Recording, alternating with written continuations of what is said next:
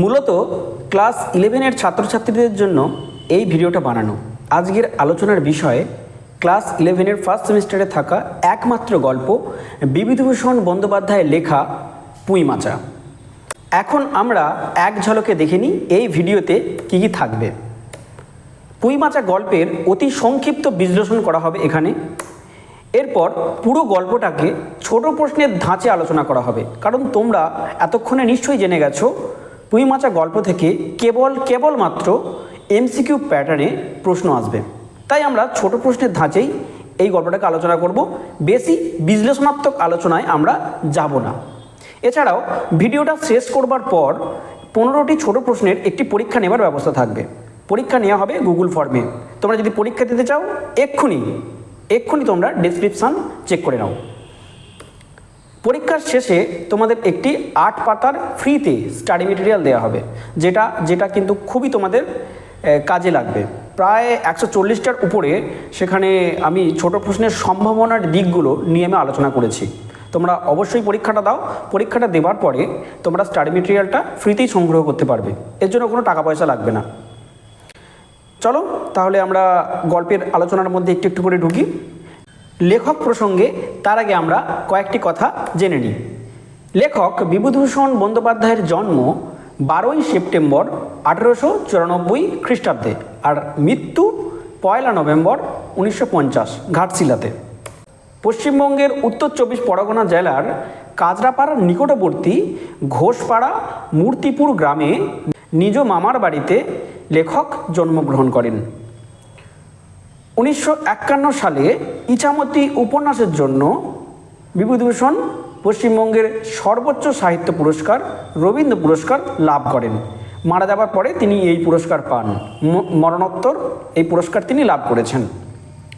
এনার কয়েকটি বিখ্যাত উপন্যাস হলো পথের পাঁচালী, আরণ্যক আর আদর্শ হিন্দু হোটেল। চলো এবার গল্প প্রসঙ্গে আমরা কয়েকটি তথ্য জেনে নিই। পুঁই মাচা গল্পটি সর্বপ্রথম প্রকাশিত হয় পাথুরিয়া ঘাটার জমিদার বাড়ির হাতের লেখা পত্রিকা অবসারিকাতে। মনে রাখতে হবে এটা কিন্তু ছাপার অক্ষরে লেখা হয়নি। তাহলে ছাপার অক্ষরে কবে লেখা হলো? পুঁই মাচা গল্পটি প্রথম ছাপার অক্ষরে প্রকাশিত হয় প্রবাসী পত্রিকায় ভাদ্র 1331 বঙ্গাব্দে। পুঁই মাচা গল্পটি মেঘমল্লার গল্পগ্রন্থের অন্তর্ভুক্ত হয়। গল্পগ্রন্থটি প্রকাশিত হয় 1931 খ্রিস্টাব্দে। এবার আমরা গল্পের সংক্ষিপ্ত সার সম্পর্কে একটু জেনে নিই। এই গল্পে সহায় হরি ও অন্নপূর্ণার 3 কন্যা, খেন্তি বড় মেয়ে, পুঁটি মেজ মেয়ে ও রাধি। খেন্তি বড় মেয়ে, সে খেতে ভালোবাসে। পুঁই শাক এবং পিঠে তার খুব প্রিয়। বাড়ির উঠানে সে নিজের হাতে পুঁই চারা বসিয়েছিল।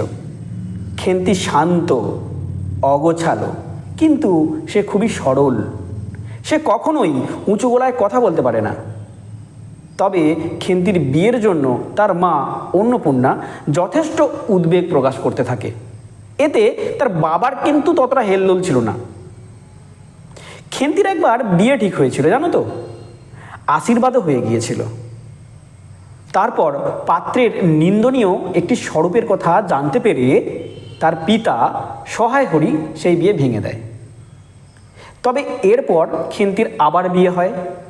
তারপর অর্থাৎ বিয়ের পর শ্বশুরবাড়িতে গিয়ে এই সরল মেয়েটা হয় লাঞ্ছনার ও অপমানের শিকার।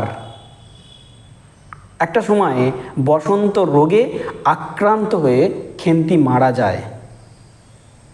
বলা ভালো তাকে মেরে ফেলা হয়। তার প্রতি যে অবিচার চলেছিল তাতে বোধহয় এই বসন্ত রোগে আক্রান্ত হয়ে মারা যাওয়ার পরে সে মনে হয় মুক্তি পেয়েছে। তার নিজের হাতে লাগানো পুঁই চারা উঠোনে যেটা লাগিয়েছিল সেটা তখন বর্ষার জল পেয়ে বেশ নধর হয়ে উঠেছে। কিন্তু যে পুঁই শাক খেতে ভালোবাসত খেন্তি তখন আর এ জগতে নেই। এই হচ্ছে মূল গল্পের কাহিনী। এই গল্প থেকে আমরা কি খুঁজে পাই? পুঁই মাচা গল্পটি নিয়ে কয়েকটি কথা তাহলে আমরা বলে নিই। 1, এই গল্পে একটি সরল মেয়ের খুবই সাধারণ চাহিদার কথা বর্ণনা করেছেন লেখক। খেন্তির সারল্য এই গল্পের মূল চালিকা শক্তি। এটা তোমরা মনে রাখবে। গ্রাম বাংলার সমাজের কথা এই গল্পে উঠে আসে। চণ্ডীমণ্ডপ, একঘরে করে দেওয়ার বাতিক, এগুলো আমরা এই গল্পে দেখতে পাই। পণ প্রথা, শ্বশুরবাড়িতে বউয়ের নির্যাতিত হওয়া, এই সব এই গল্পে উঠে এসেছে। পুঁই শাককে কেন্দ্র করে লেখক যে পরিবেশ সৃষ্টি করেছেন তা গল্পের শেষে সব শ্রেণীর পাঠক পাঠিকার হৃদয়ে ব্যথাতুর করে তোলে। এখানেই তো লেখকের মুনশিয়ানা। গ্রাম বাংলার পরিবেশ তিনি বর্ণনা করেছেন, কখনো হাসি, কখনো দুঃখ, কখনো কান্না, সব কিছু মিলেমিশে আছে আমাদের এই পুঁই মাছা গল্পে। চলো তাহলে আমরা মূল পাঠে এবার প্রবেশ করি। মূল পাঠ আমরা কিভাবে পড়ব? আমরা একের পর এক প্রশ্ন খুঁজব। প্রতিটা লাইন থেকে প্রশ্ন হতে পারে। কিভাবে প্রশ্ন হতে পারে সেই জায়গাগুলো আমরা জানব। চলো তাহলে আর দেরি না করে আমরা প্রশ্ন খুঁজতে শুরু করি। আমাদের টার্গেট থাকবে কি? পরীক্ষাতে যত কঠিনই এমসিকিউ প্যাটার্নের প্রশ্ন দিক, আমরা কখনোই সেটা ভুল করব না। চলো তাহলে শুরু করা যাক। আগের পর্যায়েই আমরা লেখক বিভূতিভূষণ বন্দ্যোপাধ্যায় সম্পর্কে ও গল্পের প্রয়োজনীয় তথ্য সম্পর্কে আলোচনা করেছি, তাই এখন আমরা এসব আর বলছি না, কিন্তু স্টাডি মেটেরিয়ালে তোমাদের এগুলো দেওয়া রয়েছে। এখন আমরা সরাসরি মূল গল্পে চলে যাই, সেখান থেকে আমরা ছোট ছোট প্রশ্ন খুঁজে বের করবার চেষ্টা করি। কি আছে প্রথম লাইনে? কি আছে? সহায় হরি চাটুর্যে উঠোনে পা দিয়াই স্ত্রীকে বলিলেন, একটা বড় বাটি কি ঘটি, যা হয় কিছু দাও তো, তারক্ষুড়ো গাছ কেটেছে, একটু ভালো রস আনি। এখান থেকে কত রকমভাবে প্রশ্ন হতে পারে জানো? কে বললেন? সহায় হরি চাটুর্যে। কাকে বললেন? স্ত্রীকে বললেন। কোথায় পা দিয়ে বললেন? উঠোনে পা দিয়ে বললেন। কি কি চাইলেন? একটি বড় বাটি কিংবা ঘটি। কে গাছ কেটেছে? তারক্ষুড়ো গাছ কেটেছে। কিসের জন্য এগুলো চাইলেন? একটু ভালো রস আনার জন্য এগুলো চাইলেন। যে যেভাবে প্রশ্ন হতে পারে সেই যে সম্ভাবনার জায়গাগুলো আমি তোমাদের স্টাডি মেটেরিয়ালে লিস্ট করে দিয়েছি, তোমরা খুব সহজে এগুলো মনে রাখতে পারবে।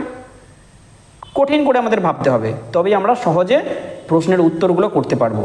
ক্লাস 11 ফার্স্ট সেমিস্টার, এখানে এমসিকিউ প্যাটার্নেই প্রশ্ন হয়। তাহলে সহায় হরি চাটুর্যের স্ত্রীর নাম কি? পরের লাইনে আমরা দেখতে পাচ্ছি, স্ত্রীর নাম অন্নপূর্ণা। যখন সহায় হরি চাটুর্যে এই জিনিসগুলো চাইলো, তখন তার স্ত্রী কি করছিল? ঘরের রান্নাঘরের দাওয়ায় বসিয়া শীতকালের সকালবেলা নারিকেল তেলের বোতলে ঝাঁটার কাঠি পুড়িয়া 2 আঙুলের সাহায্যে ঝাঁটার কাঠি লগ্ন জমানো তেলটুকু সংগ্রহ করিয়া চুলে মাখাইতেছিলেন। এখান থেকে কীরকম প্রশ্ন হতে পারে দেখো। রান্নাঘরটা কিসের তৈরি? আমরা এই জায়গাগুলোতেই এড়িয়ে যাই। খড়ের তৈরি, খড়ের তৈরি রান্নাঘর। কি করছিল? তেলের শিশি থেকে তেল বের করছিল। আর এই গল্পটা কোন কালে শুরু হচ্ছে? শীতকালে, শীতকালের সকালবেলা। এতগুলো তথ্য আমরা ইতিমধ্যে পেয়ে গেলাম। এইবারে সহায় হরি চাটুর্য তো বললেন যেটা দাও তো, কিন্তু এগুলো বলবার পরে তার স্বামী যেগুলো চাইলো, এগুলো বলবার পরে তার স্ত্রীর প্রতিক্রিয়া কী ছিল দেখো। এগুলো আমি এখানে যেটা লেখা আছে না, সেটা আমি এখানে তোমাদের লিস্ট করে দিয়েছি। তাড়াতাড়ি গায়ের কাপড় একটু টেনে নিল, বাটে কি ঘটি বের করে দেওয়ার বিন্দুমাত্র আগ্রহ দেখালো না, বিশেষ কোনো কথাও বললো না। এই কাজগুলো করলো। কেন এগুলো লিখেছি জানো? এখান থেকে যদি তোমাদের সত্য মিথ্যা প্রশ্ন দেয়, ধরে নাও এরকম বললো, এর মধ্যে কোনটা অন্নপূর্ণা করেনি? তাড়াতাড়ি গায়ের একটু কাপড় টেনে দিলেন, বাটি কি ঘটি বের করে দেওয়ার জন্য বিন্দুমাত্র আগ্রহ দেখালেন, এটা কিন্তু মিথ্যে কথা। এরকম যদি তোমাদের দিয়ে দেয় তাহলে তোমাদের এটাকে চুজ করতে হবে, যার জন্যই আমি পয়েন্ট আউট এগুলো করে দিয়েছি। এগুলো কি এইটা স্ক্রিনশট নেওয়ার দরকার নেই, এই স্টাডি মেটেরিয়াল সম্পূর্ণ ফ্রিতে আমি তোমাদের দিয়ে দেবো, তার জন্য একটু ডিসক্রিপশানটা চেক করে নাও। চলো তাহলে আমরা এগোই। সহায় হরি অগ্রবর্তী হইয়া কি হয়েছে? বসে রইলে যে, দাও একটা ঘটি। আহ, খেন্তি টেন্তি কোথায় গেল এরা? তুমি তেল মেখে বুঝি আর কিছু ছোঁবে না? আগেকারের সময়ে বা এখনও কোনো কোনো গ্রাম বাংলাতে এটা আমরা দেখি যে বাড়ির মেয়ে বউরা স্নান করতে যাওয়ার আগে যদি একবার তেল মেখে ফেলে, তাহলে তারা আর বিশেষ আর কিছু ছুঁতে চায় না, স্নান টান করে আসবার পরে আবার ছোঁবে। এখানেও ঠিক সেই ব্যাপারটা ঘটছে। অন্নপূর্ণা তেলের বোতলটি সরাইয়া স্বামীর দিকে খানিকক্ষণ চাহিয়া রইলেন। পরে অত্যন্ত শান্ত সুরে জিজ্ঞাসা করিলেন, তুমি মনে মনে কি ঠাউরেছ বলতে পারো? স্ত্রীর অতিরিক্ত রকমের শান্ত সুরে সহায় হরির মনে ভীতির সঞ্চার হলো। এখান থেকে খুবই খুবই খুবই গুরুত্বপূর্ণ প্রশ্ন আসতে পারে।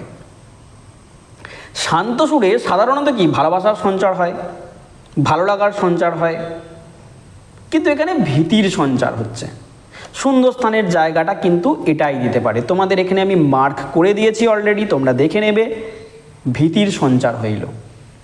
কেন ভীতির সঞ্চার হইল আমি এটাও লিখে দিয়েছি, কারণ ইহা যে ঝড়ের অব্যাহতির পূর্বের আকাশের স্থির ভাব মাত্র, মানে ঝড়ের আগে আকাশটা পুরো থম মেরে থাকে, এটা যেন সেই লক্ষণের সঙ্গে লেখক তুলনা করতে চেয়েছেন। সহায়রি ভাবছেন যে কখন ঝড় হবে, অর্থাৎ তিনি ঝড়ের প্রতীক্ষায় রয়েছেন। একটু আমতামতা করিয়া কহিলেন, কেন, কি আবার কি? অন্নপূর্ণা পূর্বাপেক্ষাও শান্ত সুরে বলিলেন, দেখো, রঙ্গ করো না বলছি, ন্যাকামি করতে হয় অন্য সময় করো। এখান থেকে তোমাদের শূন্যস্থানটাই প্রশ্ন দিতে পারে। আমি তোমাদের এখানে দিয়ে রেখেছি, ভালো করে দেখো। অন্নপূর্ণা পূর্বাপেক্ষাও ড্যাশ বলিলেন, দেখো, ড্যাশ করো না বলছি, ড্যাশ করতে হয় অন্য সময় করো। ক্রমটা হবে ঠিক এরকম, শূন্যস্থানের শান্ত সুরে প্রথমটাতে হবে, তারপরটা হবে রঙ্গ, তারপরটাতে হবে ন্যাকামো। 4টে অপশান থাকবে। প্রথম অপশানটা মানে ঠিক অপশানটা কি, শান্ত সুরে, রঙ্গ আর ন্যাকামি। দ্বিতীয় অপশানটা হবে শান্ত সুরে, ন্যাকামি আর রঙ্গ। তোমরা গোলাবে ঠিক এই জায়গাটায়।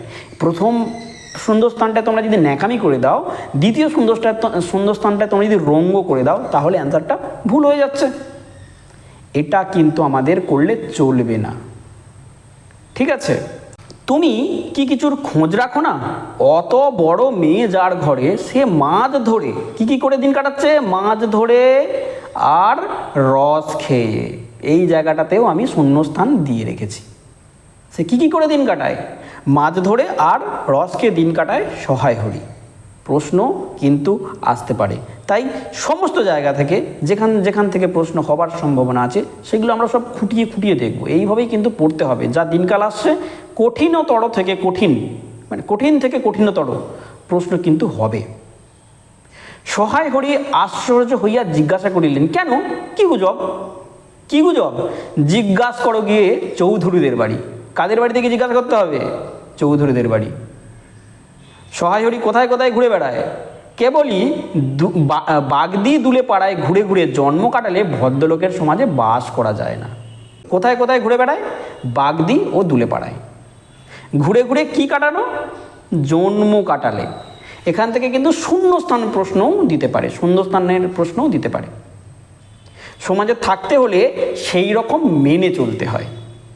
সহায় হরি বিস্মিত হইয়া কি বলিতে যাইতেছিলেন, অন্নপূর্ণা পূর্ববৎ সুরেই 15 বার বলিয়া উঠিলেন, এক ঘরে করবে গো, তোমাকে এক ঘরে করবে। চৌধুরীদের চণ্ডী মণ্ডপে এইসব নাকি কথা হয়েছে। তাহলে চৌধুরীদের চণ্ডী মণ্ডপে কি কথা হয়েছে? তাকে নাকি সহায় হরিদের নাকি এক ঘরে করবে। আমি এতক্ষণ ধরে যে কথাগুলো ওখানে বলছি, দাগ দিচ্ছি, সমস্তটাই তোমাদের স্টাডি মেটেরিয়ালে আমি দিয়ে দিয়েছি, যেটা তোমরা ফ্রিতে পাবে। কেন এক ঘরে করবে? খেন্তির নাকি আশীর্বাদ হয়ে বিয়ে হয়নি, ও নাকি উৎসর্গ, মানে এখানে দেখো উৎসুগ্য লেখা আছে, উৎসুক মানে উৎসর্গ, ও নাকি উৎসুগ্য করা মেয়ে। গাঁয়ের কোনো কাজে তোমাকে আর কেউ বলবে না। যাও, ভালোই হয়েছে তোমার, এখন গিয়ে দুলে বাড়ি বাগদি বাড়ি উঠে বসে দিন কাটাও। মেয়েকে নিয়ে, বড় মেয়ে খেন্তিকে নিয়ে স্ত্রী অন্নপূর্ণার যা চিন্তা, সেই চিন্তার সমস্ত বহিঃপ্রকাশ এখন হচ্ছে তার স্বামী সহায়রী চাটুর্যের মধ্যে দিয়ে। ঠিক আছে, আমরা এবার পরের পাতায় চলে যাই। সহায় হরি তাচ্ছিল্যের ভাব প্রকাশ করিয়া বলিলেন, এই আমি বলি না জানি কি ব্যাপার, এক ঘরে, সবাই তো এক ঘরে করেছেন, এবার বাকি আছেন কালীময় ঠাকুর। কে বাকি আছেন? কালীময় ঠাকুর। চণ্ডী মণ্ডপে কে এক ঘরে করবার সিদ্ধান্ত নিয়েছিলেন? কালীময় ঠাকুর। মনে রাখতে হবে, এই কালীময় ঠাকুরই কিন্তু খেন্তির জন্য প্রথম সম্বন্ধটা এনেছিল। এগুলো আমাদের সব মাথায় রাখতে হবে। অন্নপূর্ণা তেলে বেগুনে জ্বলিয়া উঠিলেন। কেন? তোমাকে আগ্রহ করতে বেশি কিছু লাগে নাকি? তুমি কি সমাজের মাথা, একজন মাতব্বর লোক? চাল নেই, চুলো নেই, এক কুড়ো মুরদ নেই, চৌধুরীরা তোমার এক ঘরে করবে, তা কি আর এমন কঠিন কথা? আর সত্যিই তো, এদিকে ধাড়ি মেয়ে হয়ে উঠলো, হঠাৎ শট নামাইয়া বলিলেন। নামাইয়া বলার কারণটা কি? একটা গোপন কথা, মেয়ের আসল বয়সের কথাটা আমরা এখানে জানতে পারছি। কত বছর বয়স? 15 বছর বয়স। 15 বছর বয়স, সেই সময়ে যদি মেয়ের বিয়ে না হয় তা নাকি একটা ভয়ঙ্কর অপরাধ। খেন্তির তাহলে আসল বয়স কি? 15 বছর। তারপরে 14, 15, 13 এই সমস্ত কমিয়ে বাড়িয়ে অনেক কিছু বলবার আমরা চেষ্টাই গল্পের মধ্যে দেখি, কিন্তু আসল বয়স 15 বছর। সহায় হরি একটি কাঁসার বাটি উঠিয়ে খিড়কির দেয়াল লক্ষ্য করে যাত্রা করলেন। স্ত্রী অত বকছে, বকুকে যাক, আমি তো পাত্তা টাত্তা দেবো না, আমি আমার মতন থাকবো। একটা কাঁসার বাটি উঠিয়ে নিয়ে খিড়কির দেওয়ার লক্ষ্য করে সে চলে যেতে যাচ্ছিল। সশরীরে যতক্ষণ স্ত্রীর সম্মুখে বর্তমান থাকিবেন, স্ত্রীর গলার সুর ততক্ষণ কমিবার কোনো সম্ভাবনা নাই বুঝিয়া সহায় হরি দাওয়া হইতে তাড়াতাড়ি একটা কাঁসার বাটি তুলিয়া লইয়া খিড়কির দুয়ার লক্ষ্য করিয়া যাত্রা করিলেন। কিন্তু খিড়কি দুয়ারে একটু এদিকে কি দেখিয়া হঠাৎ থামিয়া গেলেন এবং আনন্দপূর্ণ স্বরে বলিয়া উঠিলেন, এসব কি রে খেন্তিমা, এসব কোথা থেকে আনলি? ও, এ যে 14-15 বছরের। এখানে দেখো লেখক ঠিক বয়সটাই বলছে, মোটামুটি 14-15 বছরের, যেটা একটু আগে জানলাম। 14-15 বছরের মেয়ে খেন্তি। 14-15 বছরের একটি মেয়ে আর দুটি ছোট ছোট মেয়ে পিছনে লইয়া বাড়ি ঢুকলো, তাহার হাতে এক বোঝা পুঁই শাক, যেটা আমাদের গল্পের মূল জায়গা। পুঁই শাক, পুঁই শাক আমরা গ্রাম বাংলা যারা থাকি বা শহরেও যারা থাকি আমরা সবাই খাই কম বেশি। ডাঁটাগুলি মোটা মোটা, হলদে হলদে, চেহারা দেখিয়া মনে হয় কাহারা পাকা পুঁই গাছ উবড়াইয়া ফেলিয়া উঠোনের জঙ্গল তুলিয়া দিতেছিল। মেয়েটি তাহাদের উঠানের জঙ্গল প্রাণপণে তুলিয়া আনিয়াছে। ছোট মেয়ে দুটির মধ্যে একজনের হাত খালি, অপরটির হাতে গোটা 3 পাকা পুঁই পাতা জোড়ানো কোনো দ্রব্য। এই দ্রব্যতে কি আছে আমরা একটু পরে জানতে পারবো, ধীরে ধীরে জানবো আমরা। বড় মেয়েটি খুব লম্বা। এবারে খেন্তির একটা শারীরিক বর্ণনা দেওয়া হচ্ছে। কি কি সেইটা তোমাদের আমি পয়েন্ট আউট করে দিয়েছি, সেটা তোমার এই যেটা আমি এখানে আছে সেটা আমি সেখানে তোমাদের পয়েন্ট আউট করে দিয়েছি। কি কি? খেন্তি খুব লম্বা, গোলগাল চেহারা, মাথার চুলগুলো কৃষ্ণ ও অগোছালো, বাতাসে উড়ছে। মুখখানা খুব বড়, চোখ দুটো ডাগর ডাগর, শান্ত। সব পয়েন্ট করে করে মনে রাখতে হবে। লম্বা, খেন্তি কিন্তু গেঁড়া নয়, বেটে নয়। সত্য মিথ্যার প্রশ্ন দিতে পারে যে খেন্তি বেটে, খেন্তি গোলগাল চেহারা নয়, খেন্তি তন্নি, এরকম কিন্তু প্রশ্ন দিয়ে দিতে পারে। যাই হোক, এবারে আমরা পরের লাইন আমার যাই। সরু সরু কাঁচের চুড়িগুলি 2 পয়সা ডজনের, একটি সেফটি পিন দিয়া একত্র করিয়া আটকানো। প্রশ্ন দিতে পারে এখান থেকে। সরু সরু কাঁচের চুড়িগুলি 2 পয়সা ডজনের। কত টাকা দিয়ে কেনা? 2 পয়সা ডজন। কি দিয়ে আটকানো? সেফটি পিন দিয়ে আটকানো। খুবই গুরুত্বপূর্ণ প্রশ্নের পরেরটা। পিনটির বয়স খুঁজিতে গেলে প্রাগৈতিহাসিক যুগে গিয়া পড়িতে হয়। কোন যুগে গিয়ে পড়তে হয় আমাদের সেফটি পিনের বয়স খুঁজতে গেলে? প্রাগৈতিহাসিক যুগে। অপশানগুলো কীরকম দেবে জানো? প্রাগৈতিহাসিক দিতে পারে, অতীত দিতে পারে, প্রাগৈতিহাসিক, অতীত, প্রাচীন, এরকম 4টে অপশান দিয়ে দেবে। তার মধ্যে থেকে প্রাগৈতিহাসিক শব্দটাই তোমাদেরকে বেছে নিতে হবে, তবে উত্তরটা কিন্তু ঠিক হবে, নাহলে ভুল। খুবই গুরুত্বপূর্ণ প্রশ্ন।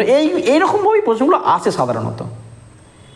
এই বড় মেয়েটির নামই বোধহয় খেন্তি, কারণ সে তাড়াতাড়ি পেছন ফিরিয়া তাহার পশ্চাৎবর্তিনীর হাত হইতে পুঁই পাতা চড়ানো দ্রব্যটি মেলিয়া ধরিয়া বলিল, চিংড়ি মাছ বাবা। তাহলে কি ছিল একজনের হাতে পুঁই পাতা দিয়ে জড়ানো? সেটা ছিল চিংড়ি মাছ। কার কাছ থেকে চিংড়ি মাছ নিয়েছে? গয়া বুড়ির কাছ থেকে। খুবই গুরুত্বপূর্ণ প্রশ্ন, আমি তোমাদের এটা লিখে দিয়েছি। দেখো 23 নম্বর পয়েন্টটা একটু দেখে নিও। গয়া বুড়ির কাছ থেকে চিংড়ি মাছ নিয়েছে, কারণ কি না চিংড়ি মাছ, কুচো চিংড়ি আর পুঁই শাক দিয়ে একটু একটা তরকারি খাবে সে। রাস্তায় নিলাম, দিতে চায় না, বলে কি বলেছিল, তোমার বাবার কাছে আগের আগের দিনকার ধরুন 2টো পয়সা বাকি আছে। আমি বললাম দাও না গো পিসি, আমার বাপিকে তোমার 2টো পয়সা নিয়ে পালিয়ে যাবে। আর এই পুঁই শাকগুলো ঘাটের ধারে রায় কাকা দিয়েছে। তাহলে এই পুঁই শাকগুলো কে দিয়েছিল? রায় কাকা। চিংড়ি মাছ কার কাছ থেকে কিনেছিল? গয়া বুড়ি। এগুলো আমাদেরকে মনে রাখতে হবে, এগুলো খুবই গুরুত্বপূর্ণ প্রশ্ন। অন্নপূর্ণা দাওয়া হইতে অত্যন্ত ঝাঁঝের সহিত চিৎকার করিয়া উঠিলেন, নিয়ে যা। আহা, কি মরতই না তোমাকে দিয়েছে তারা।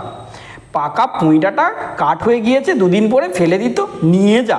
উনি আবার তাদের আগাছা উঠিয়ে নিয়ে এসেছেন, ভালোই হয়েছে, তাদের আর নিজেদেরকে কষ্ট করে কাটতে হলো না। যত পাথুরে বোকা, এই শব্দটা আমাদের মনে রাখতে হবে। যত পাথুরে বোকা সব মরতে আসে আমার ঘাড়ে ধাড়ি। এই অবস্থাতে তাকে কি বলা হয়, বা তাকে কি বলে তার মা? পাথুরে বোকা। এই জায়গাটা শূন্যস্থান পূরণের প্রশ্ন দিতে পারে। শূন্যস্থানটা দিয়ে 4টে অপশন দিয়ে দেবে, তার মধ্যে পাথুরে বোকাটা তোমাদেরকে চিহ্নিত করতে হবে। বোকা থাকবে অপশানে 1 নম্বর, দ্বিতীয় থাকবে পাথুরে বোকা, তৃতীয় থাকবে পাথর বোকা। এরকম যদি 4টে অপশান দেয় তার মধ্যে থেকে পাথুরে বোকায় তোমরা চুজ করবে। মেয়ে বলে দিয়েছে কি না, তোমার বাড়ির বাইরে কোথাও পা দিও না, লজ্জা করে না এপাড়া সেপাড়া করে বেড়াতে? বিয়ে হলে 4 ছেলের মা হতে। কত ছেলের মা হতো বিয়ে হলে? 4 ছেলের মা হতে। কে বলেছে এটা? অন্নপূর্ণা। খাওয়ার নামে আর জ্ঞান থাকে না। আমি পূর্ববর্তী পর্যায়েতেই বলেছিলাম লেখটা এই খেন্তির সাধারণ একটা চাহিদা আছে, খুবই সরল মেয়ে। সে একটু খেতে ভালোবাসে, একটু পুঁই শাক খাবে, একটু পিঠে খাবে। তাই তার মাও তাকে বলছে খাবার নামে জ্ঞান থাকে না। গল্প যত এগোবে তত আমরা দেখব এই খেন্তি খাবার নামে কীরকম অজ্ঞান হয়ে যায়। খেতে বসলে তারা সত্যি কোনো রকমের জ্ঞান থাকে না। তারপর কি আছে? কোথায় শাক, কোথায় বেগুন, আর একজন করে বেড়াচ্ছেন কোথায় রস, কোথায় ছাই, কোথায় পাঁশ। এখানে তাহলে খেন্তি কি করে বেড়াচ্ছে? কোথায় শাক, কোথায় বেগুন। বেগুন বলে যে সবজিটার কথা, যে ভেজিটেবিলটার কথা এখানে বলা হয়েছে, এটা আমাদের মনে রাখতে হবে। শাক আর বেগুন খেন্তিকে বোঝানো হয়েছে, আর উল্টো দিকে রস, ছাই, পাঁশ বলতে সহায় হরি চাটুর্যকে বোঝানো হয়েছে। আমি এখানে শূন্যস্থান দিয়ে বুঝিয়ে রেখেছি যাতে তোমরা প্রশ্নটা মনে রাখতে পারো। এ হয়তো শূন্যস্থান টাইপ প্রশ্ন আসবে না, কিন্তু যাতে তোমাদের মনে রাখতে সুবিধা হয় তাই আমি এইভাবে দিয়ে রেখেছি।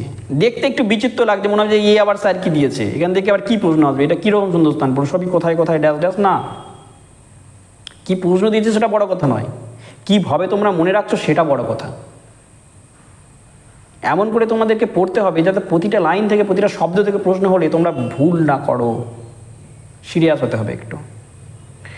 মেয়েটি শান্ত অথচ ভয় মিশ্রিত দৃষ্টিতে মার দিকে চাহিয়া হাতের বন্ধন আলগা করিয়া দিল। ভয় পেয়েছে মেয়েটা, সরল মেয়ে। পুঁই শাকের বোঝা মাটিতে পড়িয়া গেল।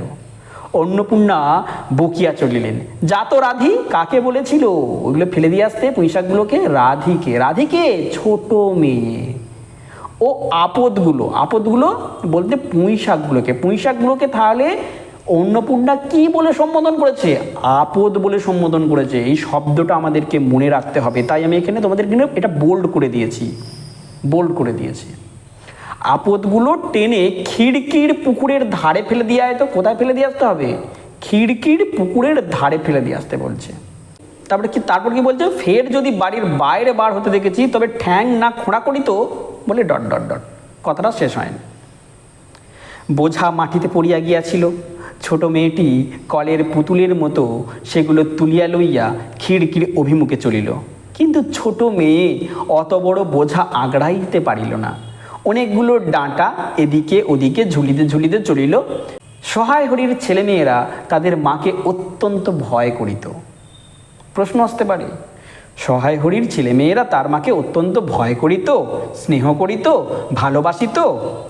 এরকম যদি 4টে অপশান দেয় তার মধ্যে থেকে ভয় করিত, এই সঠিক অপশানটা তোমাদেরকে চুজ করতে হবে। সহায় হরি আমতামতা করিয়া বলিলেন, তা এনেছে ছেলে মানুষ খাবে বলে, তুমি আবার বরং। পুঁই শাকের বোঝা লইয়া যাইতে যাইতে ছোট মেয়েটি ফিরিয়া দাঁড়াইয়া মার মুখের দিকে চাহিল। ইচ্ছা নাই, মা যদি একটু পুঁই শাক করে দেয় তাহলে আমরা 3 বোন একটু খেতে পারি। কিন্তু মায়ের যা রুদ্রমূর্তির কারণ কি? মেয়ের বিয়ে হয়নি। সেই চিন্তার বহিঃপ্রকাশটা বা সেই ভাবনার বহিঃপ্রকাশটা এখন এই 3 মেয়ের উপরে এইভাবে পড়ছে। রাধি মায়ের মুখের দিকে চাইল। অন্নপূর্ণা তাহার দিকে চাহিয়া বলিলেন, না না, নিয়ে যা, খেতে হবে না। মেয়ে মানুষের আবার অত নোলা কিসের? এই জায়গা থেকে তৎকালীন সময়ে নারীর যে অবস্থান তার একটা আমরা ধারণা করতে পারি। মেয়ে মানুষের নোলা থাকতে নেই। যদি আমরা শব্দটাকে নেতিবাচক করে দিই, নেতিবাচকভাবে যদি আমরা রূপান্তর করি, তাহলে মেয়ে মানুষের নোলা থাকতে নেই। এক পাড়া থেকে আর এক পাড়ায় নিয়ে আসবে দুটি পাকা পুঁই শাক ভিক্ষে করে। যা তুই যা, দূর করে বনে দিয়ে আয়। বনে ফেলে দিয়ে আসতে বলছে। কোথায় ফেলে দিয়ে আসতে বলছে? খিড়কির পুকুর ধারে।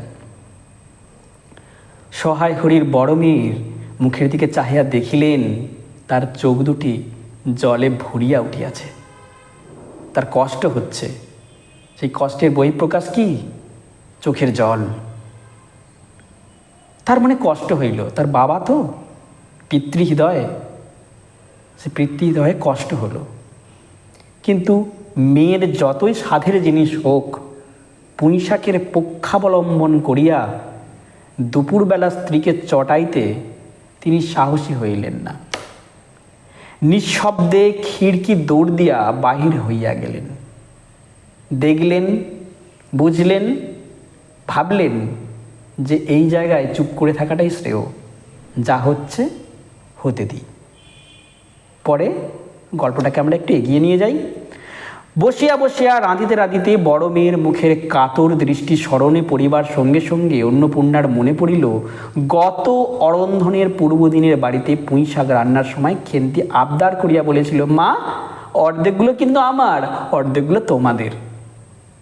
মায়ের মন তো, যতই রাগের বহিঃপ্রকাশ এইভাবে হোক না কেন, এই আগের বছরের দৃশ্যগুলো তো তার মা ভুলতে পারবে না। ওতপ্রোতভাবে জড়িয়ে আছে এই মেয়েগুলোর সঙ্গে তার সংসার। এটা যখন মনে পড়ল তখন তার মা নিজেরও খারাপ লাগলো। মায়ের মন তো। এখান থেকে প্রশ্নটা কীরকম আসতে পারে? গত অরন্ধনের পূর্বদিন বাড়িতে পুঁই শাক হয়েছিল। এখানে 4টে অপশান থেকে এরকম দেবে: গত অরন্ধনের পূর্বদিন বাড়িতে পুঁই শাক হয়েছিল, অরন্ধনের পূর্বদিন বাড়িতে পুঁই শাক হয়েছিল, গত অরন্ধনের দিন বাড়িতে পুঁই শাক হয়েছিল, অরন্ধনের দিন বাড়িতে পুঁই শাক হয়েছিল। দেখো 4টে খুবই ক্লোজ অপশান, খুব ক্লোজ অপশান, কিন্তু 4টি আলাদা আলাদা। এর মধ্যে থেকে সঠিক উত্তরটা তোমাদেরকে চুজ করতে হবে। গত অরন্ধনের পূর্বদিন বাড়িতে পুঁই শাক হয়েছিল। অর্ধেক খেন্তির, অর্ধেক বাকি সবার। বাড়িতে কেউ ছিল না। তিনি নিজে গিয়া উঠোনের ও খিড়কির দোরের আশেপাশে যে ডাঁটা পড়িয়া ছিল সেগুলো কুড়িয়া লইয়া আসিলেন। বাকিগুলো কুড়ানো যায় না। কেন কুড়ানো যায় না? ডোবার ধারে ছাই গাদায় ফেলিয়া দিয়াছে। কুঁচো চিংড়ি দিয়া এইরূপে চুপি চুপি দিয়ে পুঁই শাকের তরকারি রাঁধিলেন। বিভূতিভূষণের গল্পে, বিভূতিভূষণের উপন্যাসে খাওয়া, ভোজন নিয়ে অনেক কিছু ডিটেলিংয়ে বর্ণনা থাকে। তোমরা যদি আদর্শ হিন্দু হোটেল পড়ো, তোমরা যদি পথের পাঁচালী পড়ো, তোমরা যদি আরণ্যক পড়ো, সেখানে খাওয়ার বিষয়টাকে অনেক ফলাও করে লেখা হয়।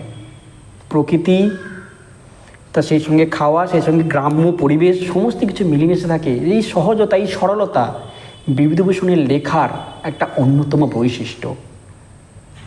দুপুরবেলা খেন্তি পাতে পুঁই শাকের চচ্চড়ি দেখিয়া বিস্ময় ও আনন্দপূর্ণ ডাগর চোখে মায়ের দিকে ভয়ে ভয়ে চাইল। সে তো ভেবেছিল যে আমি পাবো না পুঁই শাক, কিন্তু না পাওয়া জিনিস আমি পেয়ে গেছি। তাহলে কীরকম হতে পারে? তোমরা একটু নিজেদেরকে এটা ভেবে দেখো যে এটা তো পাবার কথা ছিল না, কিন্তু আমরা পেলাম। আনন্দটা কীরকম হবে? খেন্তির সেরকম আনন্দ হচ্ছে। কত সহজ সরল চাহিদা। একবার এদিক ওদিক ঘুরিয়া আসিতেই অন্নপূর্ণা দেখিলেন উক্ত পুঁই শাকের এক টুকরো তার পাতে পড়িয়া নেই। পুঁই শাকের উপর তাহার এই মেয়েটির কিরূপ লোভ তাহা তিনি জানিতেন। জিজ্ঞাসা করিলেন, কি রে খেন্তি, আর একটু চচ্চড়ি দিই? খেন্তি তৎক্ষণাৎ ঘাড় নাড়িয়া এই আনন্দজনক প্রস্তাবে পূর্ণ সমর্থন করিল। আর দাও একটু খাই, আমার তো খেতে ভালো লাগে। কি ভাবিয়া অন্নপূর্ণার চোখে জল আসিল। এই আবেগের জায়গাগুলো তো আমাদেরকে বুঝতে হবে। তার মাতৃহৃদয়, হয়তো তার মুখে বেশি কিছু তুলে দিতে পারে না। একটু পরে আমরা দেখব সে পাটিসাপটা পিঠে ক্ষীর দিয়ে নয়, নারকেলের ছাঁচ দিয়ে তৈরি করে। তার কষ্ট হয়, তার যেটা দরকার সেটা অন্তত যদি তুলে দিতে পারতো তার মা একটু ভালোভাবে, তাহলে তার কত ভালো লাগতো। কি ভাবিয়া অন্নপূর্ণার চোখে জল আসিল। চাপিতে গিয়া তিনি চোখ উঁচু করিয়া চালের বাতায় গোঁজা ডালা হইতে শুকনো লঙ্কা পাড়িতে লাগিলেন। তিনি কি করিতে লাগিলেন? চোখের জল চাপবার জন্য শুকনো লঙ্কা পাড়িতে লাগিলেন। এই ছোট প্রশ্নগুলো কিন্তু আমাদেরকে মনে রাখতে হবে। আবেগে ভেসে গিয়ে গল্পটা তো তত্তর করে পড়ে নিলে চলবে না, আমাদেরকে থামতে হবে, আমাদেরকে প্রশ্ন দেখতে হবে, নাহলে আমরা প্রশ্নটাকেও স্কিপ করে দিয়ে চলে যাব। কালীময়ের চণ্ডীমণ্ডপে সেই দিন বিকেলবেলা সহায় হরির ডাক পড়িল। এতক্ষণ ধরে আমি যা আমি বললাম এই 39 পর্যন্ত, দেখো 38 পর্যন্ত আমি সমস্তটাই তোমাদের স্টাডি মেটেরিয়ালে দিয়ে রেখেছি। কালীমায়ের চণ্ডীমণ্ডপে ডাক পড়লো কখন? সময়টা মনে রাখতে হবে, বৈকালবেলা। সংক্ষিপ্ত ভূমিকা ফাঁদিবার পর কালীময় উত্তেজিত সুরে বলিলেন। কোন সুরে বলিলেন? উত্তেজিত সুরে, শান্ত সুরে নয় কিন্তু। 4টা অপশান দিতে পারে, সেখান থেকে এই উত্তেজিত সুরে এই অপশানটা তোমাদেরকে চুজ করতে হবে। সেসব দিন কি আর আছে ভায়া? এই ধরো কেষ্ট মুখুজ্জে, স্বভাব নইলে পাত্র দেব না, স্বভাব নইলে পাত্র দেব না করে কি কাণ্ডটাই না করলে অবশেষে কিনা হরির ছেলেটাকে ধরে পড়ে মেয়ের বিয়ে দেয়, তবে তার রক্ষে। তার কি স্বভাব? রাম বলো, 6-7 পুরুষে ভঙ্গ, পচা সত্যিও, জাত পাত কুল এই সমস্ত নিয়ে খুবই তখন কড়াকড়ি ছিল। জাতের মাথা হয়ে বসেছিল ব্রাহ্মণরা। যাই হোক, এটা হচ্ছে এই বিষয়গুলো এখানে আছে। এখান থেকে প্রশ্ন কি আসতে পারে? কার কথা বলা হচ্ছে? কৃষ্ণ মুখুজ্জে। কৃষ্ণ মুখুজ্জের মেয়ের বিয়ের কথা বলা হচ্ছে। কার সঙ্গে শেষমেশ বিয়ে দিয়েছিল? হরির ছেলেটার সঙ্গে বিয়ে দিয়েছিল। হরির ছেলেটা কি বংশে? কি পচা ক্ষত্রিয়, মনে রাখতে হবে। এখান থেকে প্রশ্ন তোমাদের দিতে পারে। তারপরের পেজে আমরা চলে যাই। পরে সুর নরম করিয়া বলিলেন, তা সমাজের সেসব শাসনের দিন কি আর আছে? দিন দিন চলে যাচ্ছে, বেশি দূরে যাই কেন? তোমার ওই মেয়েটি 13 বছরের। তাহলে আমরা যেটা জেনেছিলাম যে মেয়েটির বয়স 15, আর পাড়া প্রতিবেশী জানে মেয়েটার বয়স আপাতত 13। সহায় হরি তাও কি বাধা দিয়ে বলছেন এই শ্রাবণে 13-এ, কিন্তু সহায় হরির কাছে 16 আর 13-র মধ্যে কোনো তফাৎ নেই। এটা তোমাদের একটু মনে রাখাটা দরকার, আমি তোমাদের এখানে নোটস করে দিয়েছি। কিন্তু পার্থর আশীর্বাদ হয়ে গেল, তুমি বেঁকে বসলে কি জন্য শুনি? ও একরকম উচ্চুকু করা মেয়ে, আশীর্বাদ হওয়াও যা আর বিয়ে হওয়াও তা, 7 পাখিটি যা বাকি। এই তো সমাজে বসে এসব কাজগুলো তুমি যে করবে আর আমরা বসে বসে দেখবো, এ তুমি ভেবো না। সমাজের বামুনদের যদি জাত মারার ইচ্ছে না থাকে, মেয়ের বিয়ের বন্দোবস্ত করে ফেলো। পাত্তর রাজপুত্র না হলে পাত্তর মেলে না। গরিব মানুষ দিতে পারবে না বলেই সীমান্ত মজুমদারের ছেলের সঙ্গে বিয়ে ঠিক হয়েছিল। কে ঠিক করে দিয়েছিল? ঠিক করে দিয়েছিল এই কালীময়। সীমান্ত মজুমদারের ছেলের সঙ্গে বিয়ে ঠিক হয়েছিল। এই ছেলেটার মানে কি বৈশিষ্ট্য? তাদের বাড়ি আছে, তাদের বাগান আছে, তাদের পুকুর আছে, তাদের কুড়ির জমিতে নাকি ধান করেছে। কালীময়ের মতে তাদের নাকি রাজার হাল। এবার আমরা ইতিহাসটা একটু জানবো। এই সীমন্ত মজুমদারের বাড়ির কথায় মণিগাঁও, আমি তোমাদের এটা স্টাডি মেটেরিয়ালে দিয়ে রেখেছি, একটু দেখে নাও। দেখো মণিগাঁও লিখে রেখেছি আমি। উক্ত মজুমদার মহাশয়ের পুত্রটি কালীময় ঠিক করিয়া দেন। কালীময় মাথা ব্যথা করিয়া সহায় হরির মেয়ের বিয়ের সম্বন্ধ মজুমদার মহাশয়ের ছেলের সঙ্গে ঠিক করিতে গেলেন। তাহার কারণ নির্দেশ করিতে যাইয়া কেহ বলেন যে কালীময় নাকি মজুমদার মহাশয়ের কাছে অনেক টাকা ধার করেন, অনেক দিন সুদ পর্যন্ত বাকি, শীঘ্র নালিশ হইবে ইত্যাদি। এই গুজব শুধু অবান্তর তাহাই নয়, ইহার কোনো ভিত্তি আছে বলিয়া মনে হয় না। ইহা দুষ্ট পক্ষের রটনা মাত্র। যাহাই হোক, পাত্রপক্ষ আশীর্বাদ করিয়া যাওয়ার দিন কতক পরে সহায় হরি টের পান পাত্রটি কয়েক মাস পূর্বে নিজের গ্রামে কি একটা করিবার ফলে, বুঝতে পারছি কোনো একটা অপকর্ম নিচে ঘটিয়েছিল, কি একটা করিবার ফলে গ্রামে এক কুম্ভকার বধূর আত্মীয় স্বজন, প্রশ্নটা এই জায়গা থেকে আসবে। কুম্ভকার বধূ, কর্মকার, অপশান চারটে কীরকম থাকবে? কুম্ভকার বধূ, কর্মকার বধূ, স্বর্ণকার বধূ, এরকম আর একটা কিছু হয়তো দিয়ে দেবে। চারটে অপশানের মধ্যে থেকে কুম্ভকার বধূ আমাদেরকে চুজ করতে হবে। কুম্ভকার বধূ আত্মীয় স্বজনের হাতে বেদম প্রহার খাইয়া কিছুদিন নাকি শয্যাগত ছিল, মানে বিছানায় শুইয়ে দিয়েছিল, এমন মেরেছে। এরকম পাত্রে মেয়ে দেওয়ার প্রস্তাব তার মনোপ্রত হয়নি, তাই বাবা হয়ে খুব ভালো কাজ করেছে, বিয়েটাকে ভেঙে দিয়েছে। খুব ভালো কাজ করেছে। আমি এখানে তোমাদেরকে এই স্টাডি মেটেরিয়ালটা এগুলো লিখে দিয়েছি, একটু দেখে নেবে। 2 দিন পরের কথা, সকালে উঠিয়া সহায় হরি উঠানে বাতাবি লেবু গাছের ফাঁক দিয়া যেটুকু নিতান্ত কচি রাঙা রৌদ্র আসিয়াছিল তাহারই আতপে বসিয়া আপন মনে তামাক টানিতেছিলেন। কোথায় বসেছিলেন? কোন গাছের কথা বলা হয়েছে? সকালবেলা বাতাবি লেবুর গাছের ফাঁক দিয়ে নিতান্ত কচি রাঙা রৌদ্র কি করছিলেন? তামাক খাচ্ছিলেন। তখন বড় মেয়ে খেন্তি চুপি চুপি আসিয়া বলিল, বাবা যাবে না? মাঝে ঘাটে গেল। সহায় হরি একবার বাড়ির পাশের ঘাটের পথের দিকে কি জানি চাহিয়া দেখিলেন, তারপর নিম্নস্বরে বলিলেন, যা শিগগির শাবলখানা নিয়ে আয় দেখি। বাবা এবং মেয়ের সঙ্গে খুবই একটা সুন্দর সম্পর্ক এখানে আমরা দেখতে পাই। বাবার কাছে যেন সমস্ত আবদার এই সরল গ্রাম্য বালিকাটির। কথা শেষ করিয়া তিনি উৎকণ্ঠার সহিত জোরে জোরে তামাক টানিতে লাগিলেন। মাকে তো ভয় করে না, এবং পুনরায় একবার কি জানি কেন খিড়কির দিকে সতর্ক দৃষ্টি নিক্ষেপ করিলেন। ইতিমধ্যে প্রকাণ্ড একটা লোহার শাবল 2 হাতে আগড়াইয়া খেন্তি আসিয়া পড়িল। তৎপরে পিতা পুত্রীদের সন্তর্পণে সম্মুখের দরজা দিয়া বাহির হইয়া গেল। ইহাদের ভাব দেখিয়া মনে হইতেছিল ইহারা কাহারও ঘরে শীত দিবার উদ্দেশ্যে চলিয়াছে। ইহাদের ভাব দেখে তাহলে কি মনে হচ্ছিল? তারা নাকি কাদের ঘরে শীত দেবার উদ্দেশ্যে চলিতেছে, এই তাদের ভাব দেখে মনে হচ্ছিল। এটা আমাদের মনে রাখতে হবে। আমি তোমাদের এটা আমি লিখে রেখেছি, একটু দেখে নিও। এখানে আমি তোমাদের স্টাডি মেটেরিয়াল আমি দিয়ে রেখেছি।